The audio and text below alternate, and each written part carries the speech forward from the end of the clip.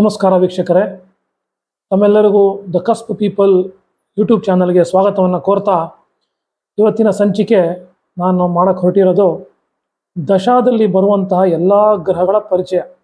ದಶಾಭುಕ್ತಿ ಅಂತ ಕೇಳಿರ್ತೀರ. ಸೊ ದಶಾಭುಕ್ತಿ ಅಂತಂದರೆ ಆ ಒಂದೊಂದು ಪೀರಿಯಡ್ ಸಮಯ. ಮೊದಲನಾಗಿ ಬರೋರೆ ಕೇತು. ಕೇತು ಆದ ನಂತರ ಬರೋದು ಶುಕ್ರ. ಶುಕ್ರ ಆದ ನಂತರ ಬರೋದು ಸೂರ್ಯ. ಸೂರ್ಯನ ನಂತರ ಚಂದ್ರ. ಚಂದ್ರನ ನಂತರ ಮಂಗಳ, ರಾಹು. ಅದಾದ ನಂತರ ಬರೋದು ಗುರು, ಶನಿ ಮತ್ತು ಬುಧ. ಸೊ ಇದೇ ಸೀಕ್ವೆನ್ಸಲ್ಲಿ ಒಬ್ಬ ಮನುಷ್ಯ ಹುಟ್ಟಿದಾಗ ಮಧ್ಯದಲ್ಲೆಲ್ಲ ಒಂದು ಕಡೆ ಎಕ್ಸಾಂಪಲ್ ಸೂರ್ಯದಶದಲ್ಲಿ ಹುಟ್ಟಬಹುದು. ಆ ಥರ ಅಂದರೆ ಅದೇ ಫಾಲೋ ಆಗ್ತದೆ ಸ್ಟೆಪ್ ಬೈ ಸ್ಟೆಪ್. ಹಾಗಾಗಿ ಸೊ ನಾವು ದಶಾ ಪೀರಿಯಡನ್ನು ಭಾಳ ಇಂಪಾರ್ಟೆಂಟಾಗಿ ತೊಗೋತೀವಿ ಜ್ಯೋತಿಷ್ಯದಲ್ಲಿ. ಸೊ ಈಗ ನಾನು ಕೇತುವಿನಿಂದ ಶುರು ಮಾಡ್ತಾ ಹೋಗ್ತೀನಿ. ನಿಮ್ಗೆಲ್ರಿಗೂ ಕೇತುವಿನ ಪರಿಚಯ ಮಾಡಿಕೊಡೋಣ ಅಂತ ಆಸೆ ನನಗೆ. ಸೊ ಕೇತು ಅಂದರೆ ಯಾರು? ಸೊ ಕೇತು ಅಂತ ಕೇಳಿದ ತಕ್ಷಣ ನಿಮಗೆಲ್ಲ ಭಯ ಆಗಿರುತ್ತೆ. ಅವನು ಪಾಪಗ್ರಹ ಇರ್ಬೋದು, ಏನವನು ಹೆಸರು ಕೇಳಿದ್ರೆ ಒಂಥರ ಇದು ಕತೆ ಗೊತ್ತಿದೆ ನಿಮಗೆಲ್ಲ. ಕೇತು ಅಂದರೆ ತಲೆ ಇಲ್ಲದ ಒಂದು ಪ್ಲಾನೆಟ್ ಅಥವಾ ಗ್ರಹ ಅಂತ. ತಲೆ ಇಲ್ಲ ಅಂದರೆ ಡೆಫಿನೆಟಾಗಿ ಅದಕ್ಕೆ ಲಾಜಿಕ್ ಇರಲ್ಲ ಅಲ್ವಾ? ಸೊ ಸಿಂಪಲಾಗಿ ಅರ್ಥ ಮಾಡಿಸ್ತೀನಿ ನಿಮಗೆ ಕೇತು ಅಂದರೆ ಏನು ಅಂತ. ಕೇತುಗೆ ತಲೆ ಇರಲ್ಲ, ಹಾಗಾಗಿ ಲಾಜಿಕ್ ಇಲ್ಲ. ಹಾಗಾಗಿ ನಾವು ಹೇಗೆ ತಿಳ್ಕೊಬೇಕು ಅಂತಂದರೆ, ಕೇತು ಅಂದಿದ ತಕ್ಷಣವೇ ನಿಮಗೆ ತಲೆಯಲ್ಲಿ ಓಡಬೇಕು ಏನಪ್ಪ ಅಂದರೆ, ಆ ಯಾವ ಮನೇಲಿ ಕೂತ್ಕೊಂಡಿದ್ದಾನೆ ಆ ಮನೆಯನ್ನು ಇಗ್ನೋರ್ ಮಾಡಿ ಅಂತ ಹೇಳ್ತಾ ಇದ್ದಾನೆ ಕೇತು. ಇಗ್ನೋರ್ ಮಾಡೋದು ಯಾಕೆ ಅಂತಂದರೆ, ಕೇತು ಎಲ್ಲಿ ಕೂತ್ಕೊಂಡಿದ್ದಾನೋ ಅದು ನಮ್ಮ ಹಿಂದಿನ ಜನ್ಮದಲ್ಲಿ ನಾವು ಮಾಡಿರುವಂಥ ಹೋಮ್ವರ್ಕ್ ಮಾಡಿ ಹಾಕಿ ಎಕ್ಸ್ಪೀರಿಯನ್ಸ್ ತೊಗೊಂಬಿಟ್ಟು ಮಾಸ್ಟರ್ ಆಗಿಬಿಟ್ಟು ಈಗ ಅದನ್ನು ಬಿಟ್ಟಾಕ್ರಪ್ಪ, ನೀವು ತಲೆ ಕೆಡ್ಸ್ಕೊಬೇಡಿ ಅಂತ ಕೂತ್ಕೊಂಡಿರ್ತಾನೆ ಆ ಮನೇಲಿ ಬಂದು. ಸೊ ಅಷ್ಟೇ ಸಿಂಪಲಾಗಿ ಹೇಳ್ಬೇಕಂದ್ರೆ, ಕೇತುನ ಇಗ್ನೋರ್ ಮಾಡಾಕಿ. ನಾನು ಇದ್ದೀನಿ ಆಲ್ರೆಡಿ, ನಾನು ಇವೆಲ್ಲ ಮಾಡಾಕಿದ್ದೀರಪ್ಪ, ಇವೆಲ್ಲ ಮಾಸ್ಟರ್ ಆಗಿದ್ದೀರ, ಅದರಲ್ಲಿ ನೀವು ತಲೆ ಕೆಡ್ಸ್ಕೊಬೇಡಿ ಅಂತ ಕೇತು ಹೇಳಕ್ಕೆ ಹೊರಟಿರ್ತಾನೆ. ಯಾವ ಮನೇಲಿ ಕೂತ್ಕೊಂಡಾಗ ಏನೇನು ಅಂತ ಆಮೇಲೆ ಫಲ ಹೇಳ್ತೀನಿ ನಿಮಗೆ. ಬಟ್ ಇಷ್ಟೇ ಒಂದು ಮೆಸೇಜ್. ಕೇತು ಅಂದರೆ ಇಗ್ನೋರ್ ಮಾಡಾಕಿ, ಬಿಟ್ಟಾಕ್ರೋ ಅಂತ ಅರ್ಥ. ಆದರೆ ಕೇತು ಏನೇನು ಕಾರಕ ಆಗ್ತಾನೆ, ಯಾವ್ಯಾವುದಕ್ಕೆ ಅವನು ಸಂಬಂಧಪಡ್ತಾನೆ ಅಂತ ಹೇಳಿದಾಗ, ಕೇತು ಅಂತಂದರೆ ಒಂಥರ ಇಂಟ್ಯೂಷನ್ ಕೊಟ್ಬಿಡ್ತಾನೆ. ಇಂಟ್ಯೂಷನ್ ಅಂದರೆ ಏನು? ನಮಗೆ ಮುಂದೆ ಆಗೋದನ್ನ ಒಂಚೂರು ಸೂಚನೆ ಸಿಗುತ್ತಲ್ಲ, ಅದೆಲ್ಲ ಕೇತುವಿನ ಒಂದು ಕಾರಕ ಅಂತ ಹೇಳ್ಬೋದು. ಅದಾದ ನಂತರ ಕಾಂಟ್ರಾಡಿಕ್ಟ್ರಿ.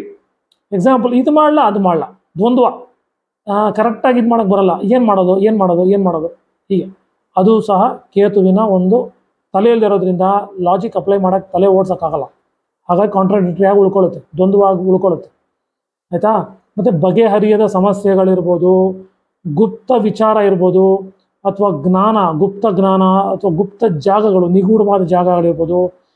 ಸೊ ಇದೇ ಕೇತು ಉಚ್ಚ ರಾಶಿ ಬಂದಾಗ ಉಚ್ಚ ಎಲ್ಲಾಗ್ತಾನೆ ಅಂದರೆ ವೃಶ್ಚಿಕ ರಾಶಿಯಲ್ಲಿ ಉಚ್ಚನಾಗ್ತಾನೆ.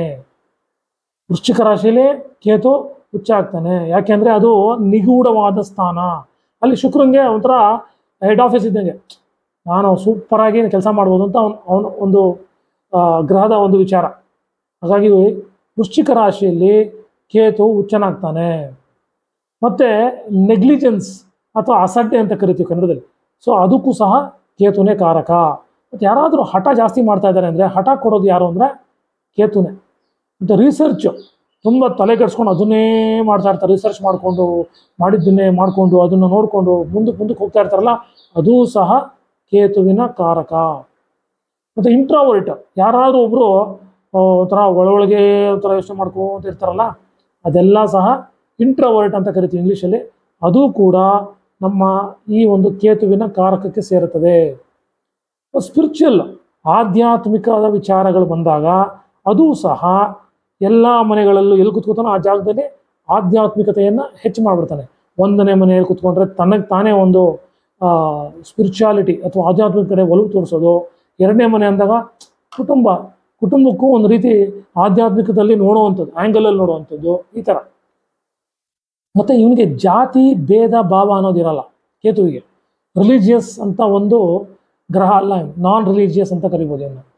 ಆದರೆ ಇವನು ಎಂಥ ಜ್ಞಾನದಲ್ಲಿ ವಿಚಾರದಲ್ಲಿ ತುಂಬ ಆಸಕ್ತಿ ಅಂತಂದರೆ, ನಿಮಗೆ ಇದು ಗೊತ್ತಿರ್ಬೋದು, ಕುಂಡಲಿನಿ ಯೋಗ ಅಥವಾ ಕ್ರಿಯಾಯೋಗ, ಆಮೇಲೆ ಮಾರ್ಷಲ್ ಆರ್ಟ್ಸು, ಆಮೇಲೆ ಕುಂಡಲಿನಿ ಯೋಗ, ಇವೆಲ್ಲ ಕರೀತಾರಲ್ಲ, ಇವಕ್ಕೆಲ್ಲದಕ್ಕೂ, ಮತ್ತು ಶ್ರೀವಿದ್ಯಾ ಸಾಧನ, ಇಂಥವಕ್ಕೆಲ್ಲದಕ್ಕೂ ಕೇತುವಿನ ಕಾರಕತ್ವ ಇದ್ದೇ ಇರಬೇಕು. ಅವರು ಅಲ್ಲಿ ಆ ಫೀಲ್ಡ್ಗೆ ಹೋಗಬೇಕು ಅಂತಂದರೆ, ಅಥವಾ ಅದ್ರ ಬಗ್ಗೆ ಆಸಕ್ತಿ ಇತ್ತು ಅಂದರೆ. ಅದಲ್ಲದೇನೆ ಇವನು ಈ ಕುದುರೆ ನೋಡಿರ್ಬೋದು ನೀವು, ಕುದುರೆ, ಮೀನು, ನಾಯಿ ಅಥವಾ ಯಾವುದೇ ಮೂಕ ಪ್ರಾಣಿ ಸಾಮಾನ್ಯವಾಗಿ ನೀವು ತಗೊಂಡ್ರೆ ಅದೆಲ್ಲದಕ್ಕೂ ಸಹ ಕೇತುವಿನೇ ಕಾರಕನಾಗ್ತಾನೆ. ಸೊ ಹಾಗಾಗಿ ಏನಾದರೂ ಕೇತುವಿನ ಶಾಂತಿ ಮಾಡಬೇಕು ಅಂತಂದರೆ ನಾವೇನು ಮಾಡ್ತೀವಿ, ಕೇತು ಶಾಂತಿ ಅಂದರೆ ಬಾಳೆಹಣ್ಣು ಕೊಡ್ತೀವಿ, ಇಲ್ಲಾಂದರೆ ನಾಯಿಗಳಿಗೆ ಆಹಾರವನ್ನು ಕೊಡುವಂಥದ್ದು ಒಂದು ಪದ್ಧತಿ ಇದೆ ರೆಮಿಡಿ ಅಂತ ಬಂದಾಗ. ಸೊ ಇದೊಂದು ಆಯ್ತಾ ವಿಚಾರ. ಅದಾದ ನಂತರ ಪೊಟ್ಯಾಷಿಯಮ್ ಫುಡ್ ಯಾವುದಾದ್ರೂ ಇದ್ದರೆ, ಅಂದರೆ ಎಕ್ಸಾಂಪಲ್ಲು ಬಾಳೆಹಣ್ಣು, ಅದು ಸಹ ಕೇತುವಿನ ಕಾರಕತ್ವಕ್ಕೆ ಒಳಪಡ್ತದೆ. ನಾಗ ಸಾಧುಗಳು ನೋಡಿರ್ತೀರಾ, ಅಘೋರಿಗಳು ನೋಡಿರ್ತೀರಾ, ಬ್ಲ್ಯಾಕ್ ಮೆಜಿಷಿಯನ್ ಅಂದರೆ ಈ ಮಾಟ ಮಂತ್ರ ಮಾಡೋರು, ತಂತ್ರ ಮಾಡೋರು, ಅದಾದ ನಂತರ ವೈಟ್ ಮೆಜಿಷಿಯನ್, ಅವರು ಸಹ ಈ ಪೂಜೆ ಪುನಸ್ಕಾರಗಳು ಅಂದರೆ ವಾಮಾಚಾರ ಅಲ್ಲದೇನೆ ಬೇರೆ ರೀತಿಯಲ್ಲಿ ಅವ್ರಿಗೆಲ್ರಿಗೂ ಸಹ ಕೇತುವು ಮುಖ್ಯವಾಗಿ ಉಚ್ಚನ ಆಗಿರ್ತಾನೆ ಅಥವಾ ಒಳ್ಳೆ ಸ್ಥಾನದಲ್ಲಿ ಕೂತ್ಕೊಂಡಿರ್ತಾನೆ ಅಂತ ಅರ್ಥ. ಅದಲ್ಲದೇನೆ ಎಕ್ಸಾರ್ಸಿಸಮ್ ಅಂತ ಕರಿತೀವಿ, ಅಂದರೆ ಭೂತೋಚ್ಚಾಟನೆ ಅಥವಾ ಈ ದೆವ್ವ ಬಿಡಿಸೋರು, ಇವರೆಲ್ರಿಗೂ ಸಹ ಕೇತು ಸ್ಟ್ರಾಂಗ್ ಆಗಿದ್ರೆ ಮಾತ್ರ ಸಾಧ್ಯ. ಆಯಿತಾ. ಅದಾದ ನಂತರ ಪಾಸ್ಟ್ ಲೈಫ್ ರಿಗ್ರೆಷನ್ ಅಂತ ಕರಿತೀವಿ ನಾವು. ನೀವು ನೋಡಿರ್ಬೋದು ಈ ಜನ್ಮ ಜನ್ಮಾಂತರ, ಪುನರ್ಜನ್ಮ, ಆಮೇಲೆ ಹಿಪ್ನೋಥೆರಪಿ, ಈ ಸೈಕಾಲಜಿ, ಸೈಕ್ಯಾಟ್ರಿ, ಅದು ಸಹ ಮೂನ್ ಕೇತು ಕಂಜಂಕ್ಷನ್ ಬರುತ್ತೆ. ಅದಲ್ಲದೇನೆ ನಿಮಗೆ ಪಾಸ್ಟ್ ಲೈಫ್ ಬಗ್ಗೆ ಮಾತಾಡೋರು, ಜನ್ಮ ಜನ್ಮಾಂತರ ಅಂತ ಒಂದು ಕಾರ್ಯಕ್ರಮ ಬರ್ತಿತ್ತು. ಈ ಥರದ್ದೆಲ್ಲನೂ ಕೇತುವಿನೇ ಅದಕ್ಕೆ ಕಾರಕನಾಗ್ತಾನೆ. ಅಂದರೆ ಅವರು ಕೇತು ಸ್ಟ್ರಾಂಗ್ ಇರ್ತಾನೆ. ಯಾರು ಇದನ್ನು ಮಾಡ್ತಾರೆ ಅಥವಾ ನಡೆಸ್ಕೊಡ್ತಾರೆ ಕಾರ್ಯಕ್ರಮಗಳನ್ನ, ಅವ್ರಿಗೆಲ್ಲ ಕೇತು ಸ್ಟ್ರಾಂಗ್ ಆಗಿರ್ತಾನೆ. ಆಮೇಲೆ ನಿಮಗೆ ಟ್ರೆಡಿಷನಲ್ ಮೆಡಿಸಿನ್ ಅಂದರೆ ಆಯುರ್ವೇದ ಸಹ ಕೇತುವಿನ ಆಧೀನಕ್ಕೆ ಒಳಪಡ್ತದೆ. ಹರ್ಬಲ್ ಮೆಡಿಸಿನ್ ಇರ್ಬೋದು, ಅಥವಾ ನಮ್ಮ ಸರ್ಜನ್ಸ್ ಯಾರು ನಮ್ಮ ಕೈಯಲ್ಲಿ ದೈವಿಕ ಒಂದು ಗುಣ ಇರ್ತದೆ, ವಾಸಿ ಮಾಡುವಂಥ ಒಂದು ಶಕ್ತಿ ಇರ್ತದೆ, ಅಂಥವರೆಲ್ಲ ಸರ್ಜನ್ಸ್ ಆಗ್ತಾರಲ್ಲ, ಅವರೆಲ್ರಿಗೂ ಸಹ ಕೇತುನೇ ಅಧಿಪತಿ ಆಗಿರ್ತಾನೆ ಅಥವಾ ಅವ್ರಿಗೆ ಒಳ್ಳೆ ಸ್ಥಾನದಲ್ಲಿ ಕೂತ್ಕೊಂಡಿರ್ತಾನೆ ಕೇತು. ಅದಲ್ಲದೆ ಅಲ್ಲ, ಮತ್ತು ನಿಮಗೆ ಚಾಕು, ಕತ್ರಿ ಎಲ್ಲ ಶಾರ್ಪ್ ಆಬ್ಜೆಕ್ಟ್ಸ್ ಏನಿದ್ದಾವೆ ಅದೆಲ್ಲನೂ ಕೇತುವಿಗೆ ಕಾರಕ. ಅಗೇನ್ ಅರ್ಥ ಆಯ್ತಾ. ಅದಾದ ನಂತರ ತಲೆ ಕೂದಲು ಸಹ ಕೇತುವಿಗೆ ಕಾರಕನಾಗ್ತಾನೆ.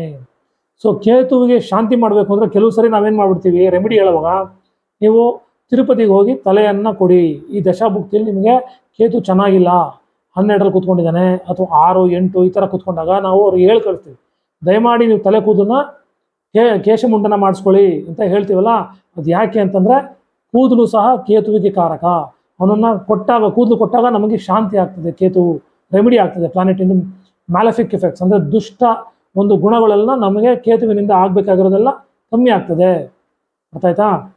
ಅದಲ್ಲದೇನೆ ಈ ಸೀರಿಯಲ್ಗಳು ಅಥವಾ ಕೆಲವೆಲ್ಲ ನೋಡಿರ್ತೀರ ನೀವು, ಸಿನಿಮಾಗಳು, ಸೀರಿಯಲ್ ಕಿಲ್ಲರ್ಸು, ಸೈಕೋಪಾತ್ ಕಿಲ್ಲರ್ಸು ಇವರೆಲ್ಲ ಇರ್ತಾರಲ್ಲ, ಅದೆಲ್ಲದಕ್ಕೂ ನಿಗೂಢವಾಗಿ ಮಾಡುವಂಥ ಕೆಲಸ ಅದು. ಹಾಗಾಗಿ ಅದಕ್ಕೆಲ್ಲನೂ ಕೇತುವಿನೇ ಕಾರಕನಾಗ್ತಾನೆ. ಅಗೇನ್ ಕೇತು ಇದಕ್ಕೆಲ್ಲ ಇಂಪಾರ್ಟೆಂಟ್ ಪ್ಲಾನೆಟ್ ಆಗಿರ್ತಾನೆ. ಮಲ್ಟಿಪಲ್ ಪರ್ಸನಾಲಿಟಿ ಡಿಸಾರ್ಡರ್ ಅಂದರೆ ತಮಿಳಲ್ಲಿ ಒಂದು ಸಿನಿಮಾ ಬಂದಿತ್ತು, ಅನ್ನಿಯನ್ ಅಂತ, ನೀವು ನೋಡಿರ್ತೀರ. ಅದರಲ್ಲಿ ಸ್ವಲ್ಪ ನಗ್ತಾ ಇರ್ತಾನೆ, ಇಮ್ಮಿಡಿಯೇಟಾಗಿ ಕೋಪ ಬರುತ್ತೆ, ಇಮ್ಮಿಡಿಯೇಟಾಗಿ ಅಳ್ತಾ ಇರ್ತಾನೆ, ಇಮ್ಮಿಡಿಯೇಟಾಗಿ ಇನ್ನೇನೋ ರಿಯಾಕ್ಷನ್, ಅಯ್ಯೋ ಪಾಪ ಅನಿಸ್ಬೇಕು ಅವ್ನು ನೋಡಿದ್ರೆ, ಆ ರೀತಿ ಆ್ಯಕ್ಷನು. ಇನ್ನೊಂದ್ಸರಿ ಸಡನ್ನಾಗಿ ಚೇಂಜ್ ಅವರಾಗಿ ತುಂಬ ಅಗ್ರೆಸಿವ್ ಆಗ್ಬಿಡ್ತಾನೆ. ಸೊ ಎಲ್ಲ ಗುಣಗಳನ್ನು ತೋರಿಸುವಂಥ ಒಂದು ಕ್ಯಾರೆಕ್ಟರ್ ಯಾರಾದರೂ ಇದ್ದರೆ ಅದು ಮಲ್ಟಿಪಲ್ ಪರ್ಸನಾಲಿಟಿ ಡಿಸಾರ್ಡರ್ ಅಂತಾರೆ. ಅದೊಂದು ರೋಗ ಸಹ ಹೌದು. ಅದಕ್ಕೆ ಕೇತುನೇ ಕಾರಕನಾಗ್ತಾನೆ. ಓಕೆನಾ. ಅದಲ್ಲದೇನೆ ನಿಮಗೆ ಮೂಲಾಧಾರ ಅಥವಾ ಮಿಸ್ಟೀರಿಯಸ್ ಎಕ್ಸ್ಪೀರಿಯನ್ಸ್ ಏನಾದರೂ ಆಗ್ತಾ ಇದೆ ಅಂತಂದರೆ ಅದು ಸಹ ಕೇತುವಿನ ಆಧೀನಕ್ಕೆ ಒಳಪಡ್ತದೆ.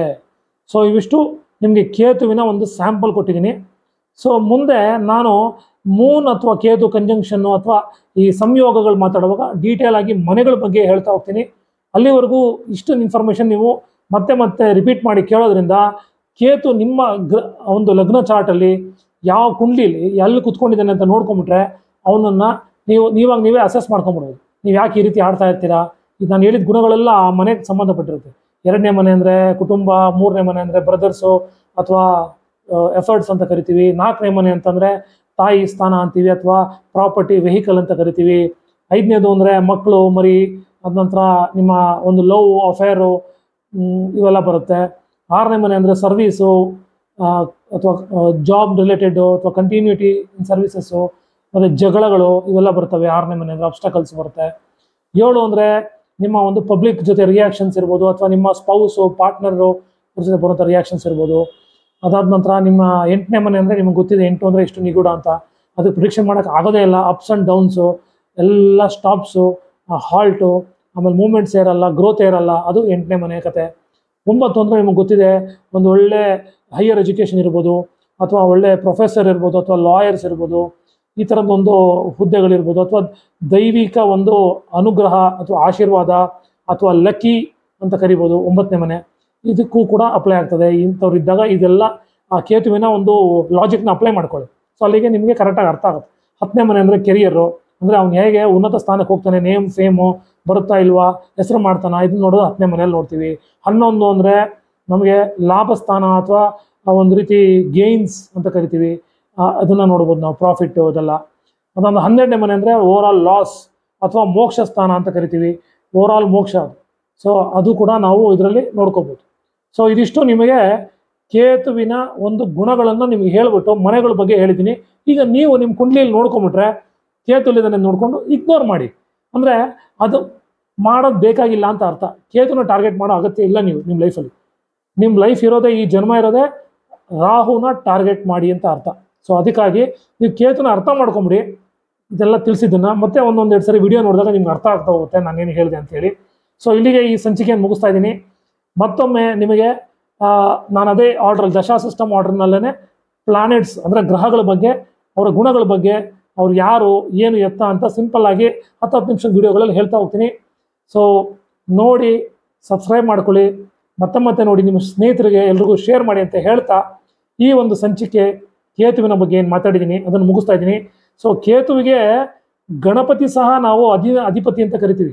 ಯಾಕೆಂದರೆ ಗಣಪತಿಗೆ ತಲೆ ಇರಲಿಲ್ಲ, ಶಿವ ತಲೆನ ತೆಗೆದಾಗ ಆ ನಂತರ ಬಂದಿದ್ದೇ ಒಂದು ಆನೆಯ ಒಂದು ತಲೆ ಬಂದಿದ್ದರಿಂದ ಕೇತು ಬಂದು ನಮ್ಮ ಕಂಟ್ರೋಲ್ಗೆ ಬರೋದು ಯಾರಿಗೆ ಅಂದರೆ ನಮ್ಮ ವಿನಾಯಕನಿಗೆ, ಅಬ್ಸ್ಟಕಲ್ಸ್, ವಿಘ್ನ ವಿನಾಶಕ.